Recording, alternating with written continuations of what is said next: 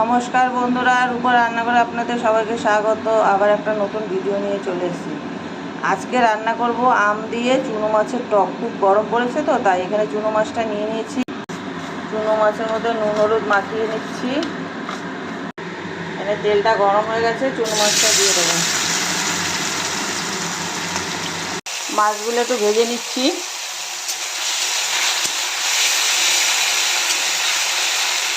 এটা গঙ্গার নানা রকমের মাছ দিয়ে চুনো মাছের টক করবো। চুনো মাছটা কড়া কড়া ভাজা হয়ে গেছে, এবার আমি নামিয়ে নেব।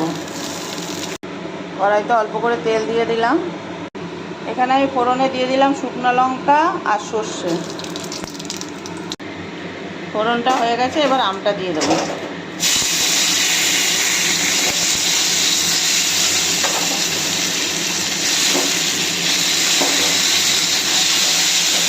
এর মধ্যে দুটো কাঁচা লঙ্কা দিয়ে দিচ্ছি।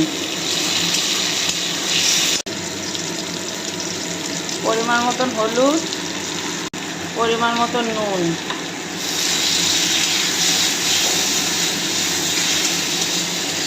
যারা মিষ্টি খান তারা এক ফোঁটা মিষ্টি দিয়ে দেবেন। আমরা মিষ্টি খাই না তো, এই জন্য দিলাম না। আমটা একটু ভাজা ভাজা হয়ে গেছে, এবার জল দিয়ে দেবো। আমি কিন্তু আর কোনো মশলাই দেবো না।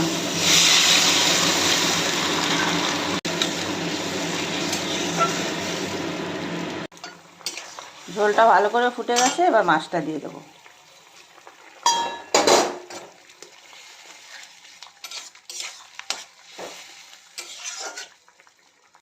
চুনো মাছের টকটা প্রায় হয়ে গেছে, আমি সামান্য একটু ধনেপাতা দিয়ে দেবো। আপনারা গরমে এরম করে রান্না করে খাবেন, কমেন্টে জানাবেন, লাইক শেয়ার সাবস্ক্রাইব করবেন।